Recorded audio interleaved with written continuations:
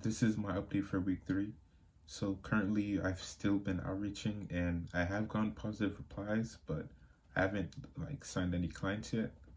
And then from last week I was talking about how I was gonna work on a VSL for myself, and I'm actually gonna decide to push that off because it's not really like a high priority task if I'm trying to land my first client. Even though it is gonna look better, it's better if I spend more time outreaching. And then for the content creation for my personal brand, I've delayed it a bit because the day after I uploaded the last update, I got sick. And then I also wanted to thank you guys for the support in the comments because I was just planning on documenting this with 0 views. And I don't know how, but I was talking like a robot in the previous video and people still watched it, I guess.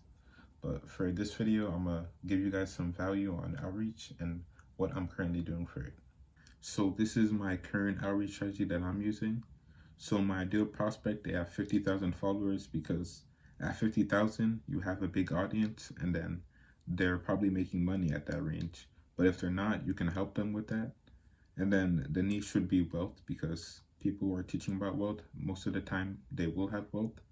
And then right now, I'm just still doing any niche because I'm still trying to land my first client. And then the weaknesses that they would have would be they have a poor opt-in page, bad email marketing, so they're not using email marketing, or they just have a very low email open rate. And then for prospecting, my goal for that is just to find where the ideal client resides. So I'll go through Instagram search by searching keywords and then look through Instagram ads. The second option for me is to go to YouTube search and just search up key terms. And then I would also look at the Facebook ads library. So I pick out like any ads that I see with like low quality copy.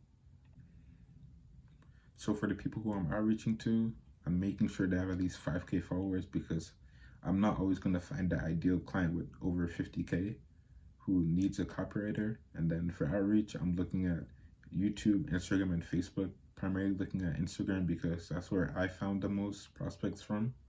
Then I have an outreach tracker that I'm using, and I'll share that later.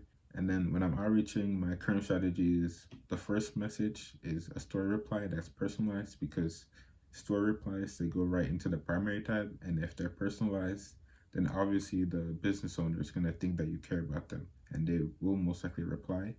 And then the second touch point would be a voice note where I ask them if I can send them like free value, so it could be like a email sequence or opt-in page for them.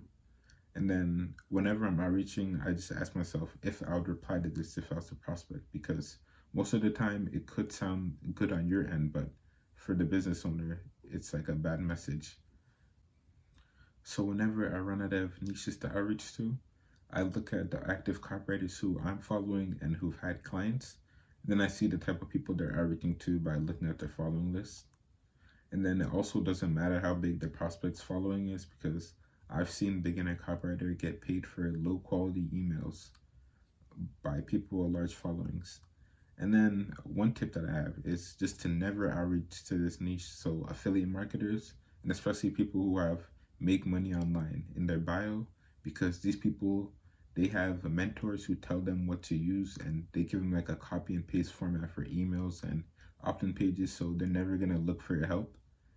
And I figured this out last year, but I'll just put this out for a heads up. And then when I am outreaching, I do play this quantum focus video because it helps me like block out any distracting thoughts, because outreaching isn't really a fun task, but it has to be done. And when you're bored, you can get easily distracted by things. So this is one of the things that I listen to make sure that I'm focused when I'm outreaching. And then for outreaching, the hardest part for me is just still finding like a bunch of quality prospects. But if I do find any ways how to like find lots of prospects, then I'll just share that with you guys.